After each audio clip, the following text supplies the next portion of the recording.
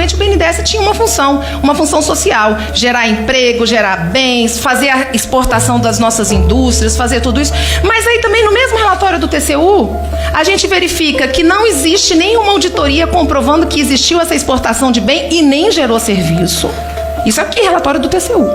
Dizendo que houve uma supervalorização dos preços e que nós estamos falando aí do desenvolvimento econômico. Quando o senhor traz que não teve prejuízo porque as tabelas foram todas modificadas e nós temos isso aqui. Para mim isso é novidade. Então, Venezuela começou a ter o mesmo risco que Suíça. Bom, porque a gente não conseguia exportar para a Suíça, mas conseguia exportar para a Venezuela.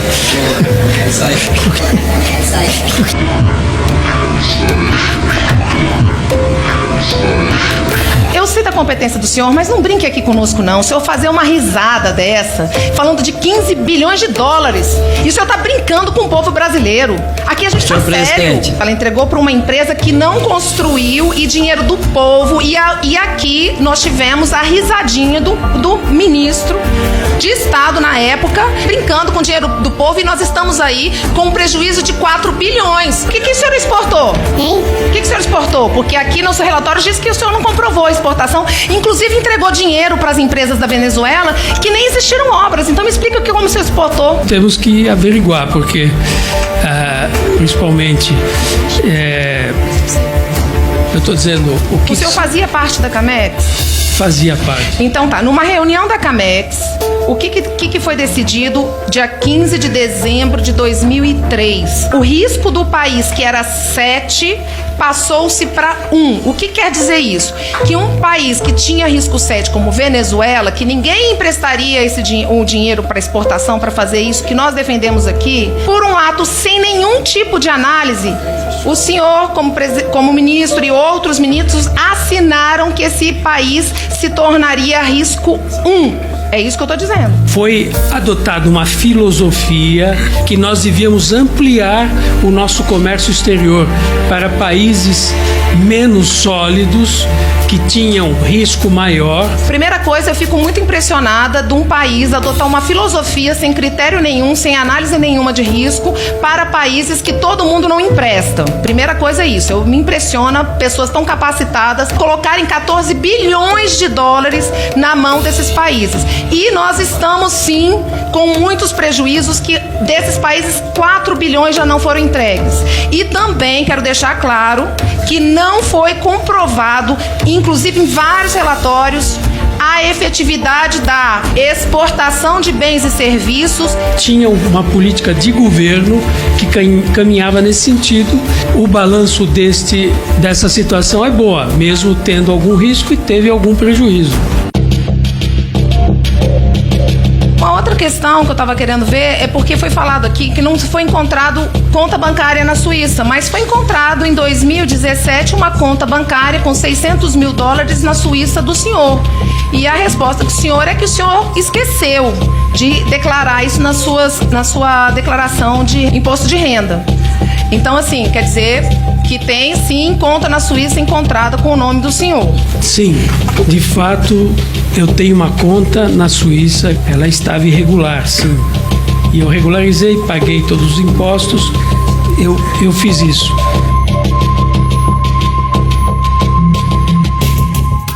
Ouviremos agora a deputada federal Paula Belmonte por 8 minutos, 5 minutos como membra e mais 3 como líder. Tempo de liderança do partido. Deputada Paula Belmonte. Boa tarde. Boa tarde a todos, boa tarde, ministro. Grata pela sua boa vontade. Estou sentindo que o senhor está bem aberto para que possa responder. Eu quero, assim, eu estou achando bom, inclusive, nós temos aí o deputado Pedro, a deputada Margarida Salomão, porque muitas das vezes nós falamos algumas coisas aqui, mas eles não estão aqui presentes, então é importante a gente mostrar todo o critério de que é que aconteceu. Nós estamos aqui investigando um montante de 140 operações que foram realizadas entre 2003 a 2015, no valor de 14 bilhões de reais. Tá? 14 bilhões de reais, não, 14 bilhões de dólares. Quer dizer, aí por aí uns 50 milhões de reais. Tá? Então, são bilhões de reais. Isso é o que nós estamos investigando aqui.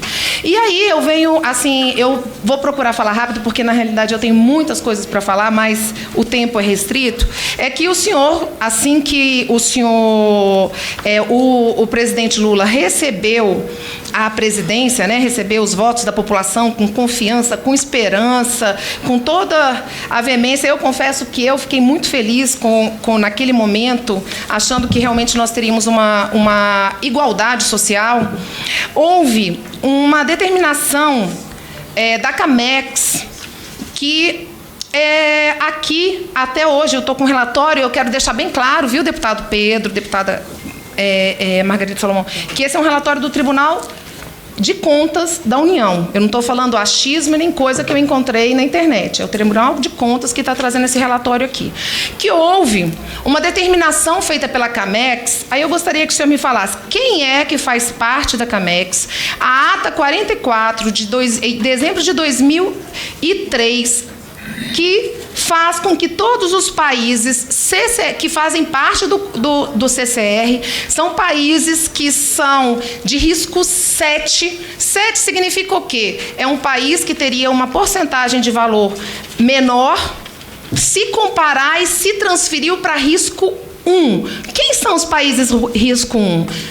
Suíça, Estados Unidos, todos esses países. Então, nós pegamos e colocamos ali Venezuela, com risco que tinha 7, passou para 1.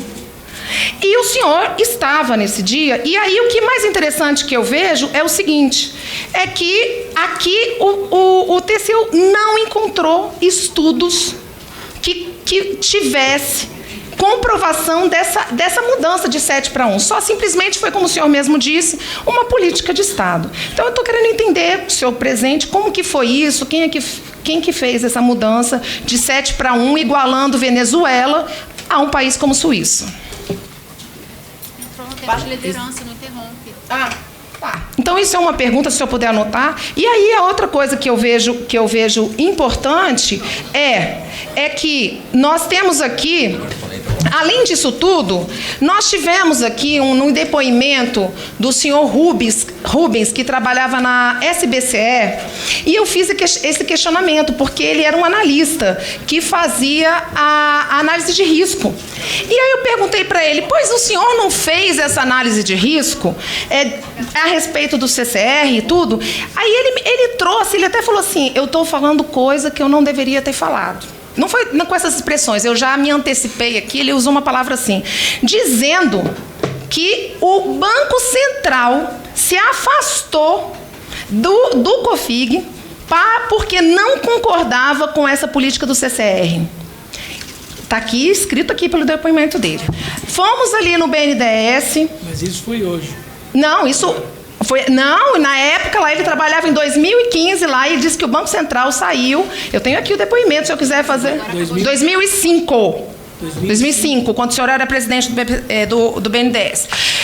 Aí, o que acontece? Eu tenho aqui também uma mudança em 2005. Até então, o BNDES não investia em capital de giro, e aí foi feito uma mudança aqui numa operação que o senhor assina também, dizendo que nós vamos estar investimento direito externo de forma anexa, e aqui está aqui assinado pelo senhor, que é porque eu fico aqui preocupada com o tempo, mas investimento na construção de novas unidades, ampliação, e definição durante análise desses associados investimentos previstos no inciso 1. Aí vamos lá. O mais importante é financiamento da cláusula de performance que preveja o compartilhamento de ganhos do BNDES. Quer dizer, você começa a investir em ações. Aí o senhor traz aqui para a gente que nós aqui estamos assim, seguros mesmo de que realmente o BNDES tinha uma função social, gerar emprego, gerar bens, fazer a exportação das nossas indústrias, fazer tudo isso. Mas aí também no mesmo relatório do TCU, a gente verifica que não existe nenhuma auditoria comprovando que existiu essa exportação de bem e nem gerou serviço. Isso aqui é relatório do TCU. Dizendo que houve uma supervalorização dos preços, E que nós estamos falando aí do desenvolvimento econômico. Quando o senhor traz que não teve prejuízo porque as tabelas foram todas modificadas. E nós temos isso aqui. Temos isso aqui. Agora eu tenho tempo de responder, depois eu continuo aqui. Ministro Mantega, fique à vontade para querendo responder a inquirição da deputada Paula Belmonte.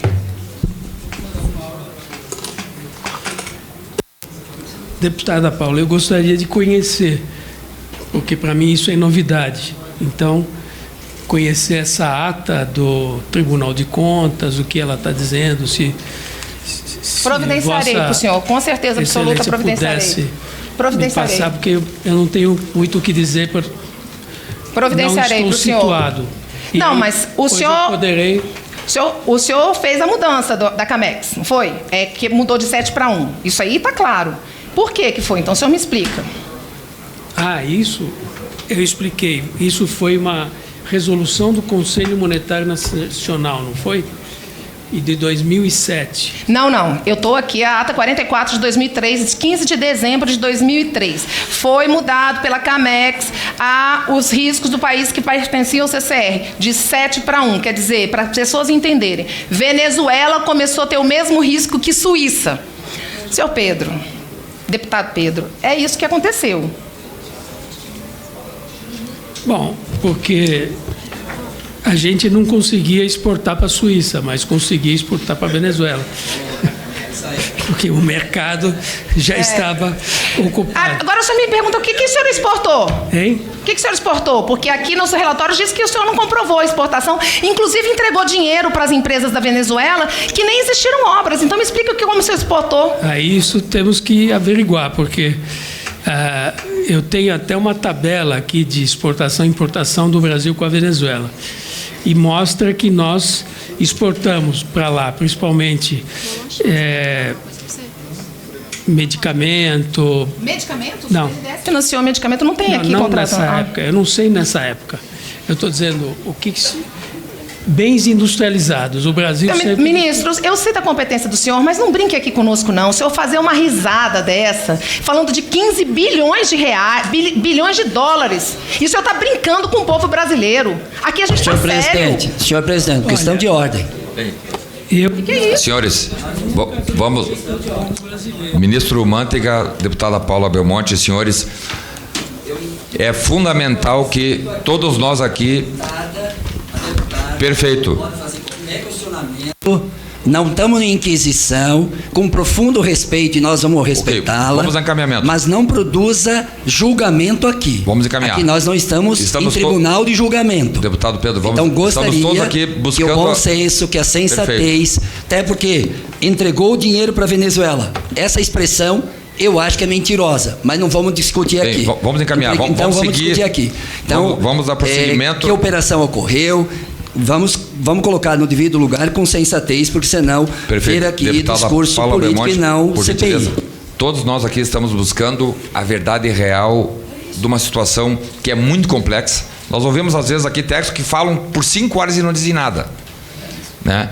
Então, deputada Paula Belmonte, por gentileza, continue. Eu só quero colocar que eu não falei que entregou para a Venezuela, entregou para uma empresa que não construiu e dinheiro do povo. E aqui nós tivemos a risadinha do ministro de Estado na época, dizendo que não exportava para a Venezuela, exportava para a Suíça e brincando com o dinheiro do povo. E nós estamos aí com um prejuízo de 4 bilhões. Eu não estou brincando, eu estou séria. Eu estou estudando muito. Agora, uma outra coisa que eu quero dizer para o senhor... O ministro está sendo super respeitoso e não vamos desviar essa... Não, está tudo sob controle. Tudo sob controle. Tudo sob controle. Tô tranquilo. Inclusive a deputada Paula também, como deputado, como parlamentar, não comete nenhum crime em falar em risadinha. Vamos também, né? E não há crime rir. Claro. Não conheço. Não, mas ela, se nós falarmos assim, não, deputada, não fale mais risadinha, então vamos fechar o Congresso, vamos lá para o plenário e encerramos a nossa CPI aqui. Não.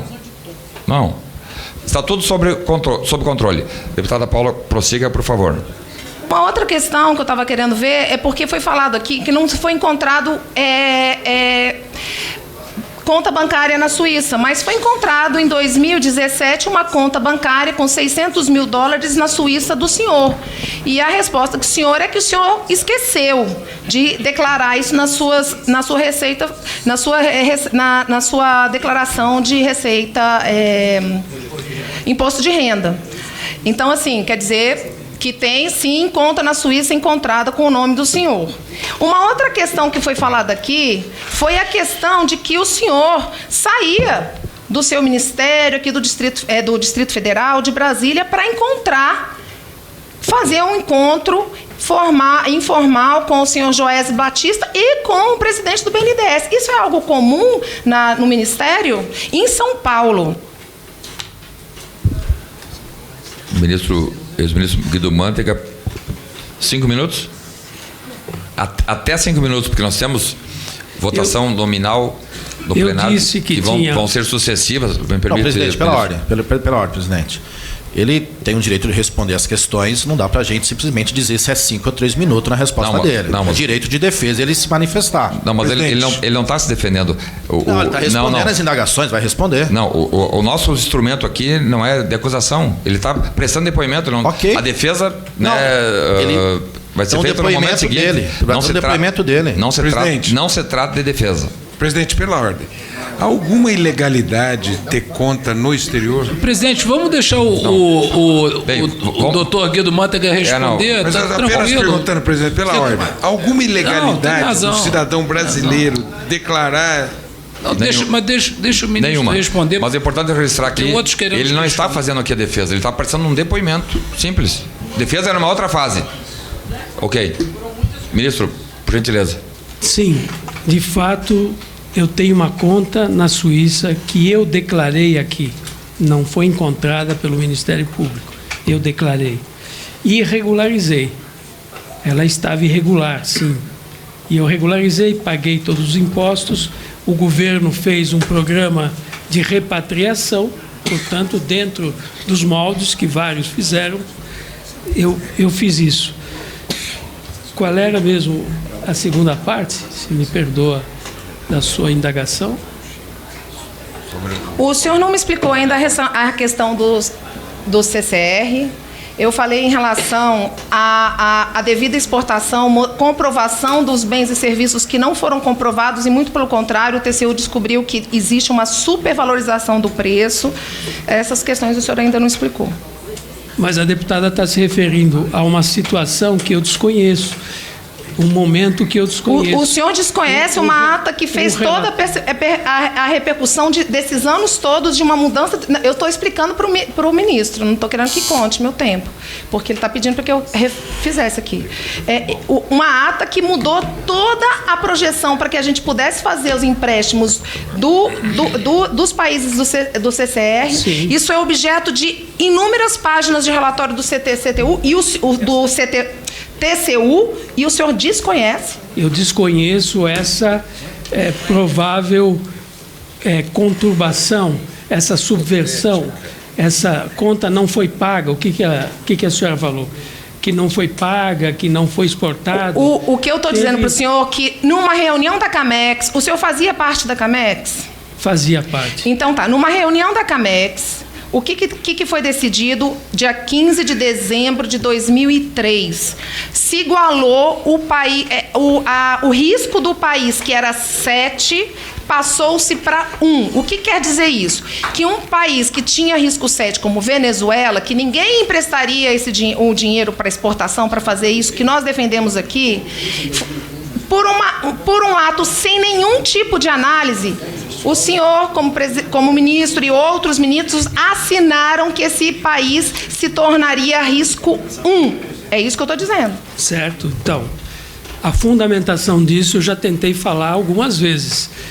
Foi adotada uma filosofia em que o comércio exterior era positivo para o Brasil, assim como em outros países fizeram isso também, que nós devíamos ampliar o nosso comércio exterior para países menos sólidos, que tinham risco maior, porque interessava ao Brasil ser um país hegemônico, um país que abarcasse esses países também, e isso trouxe benefícios, porque nós aumentamos muito o nosso comércio exterior.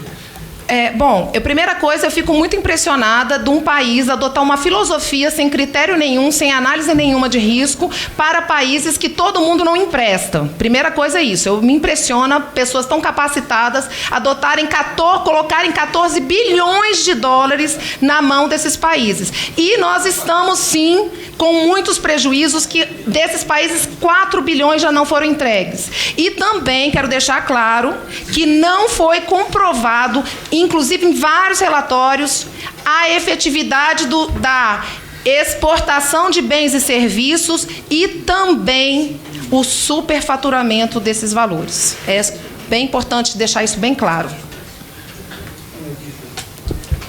O superfaturamento é uma anomalia, evidentemente, que se deve combater.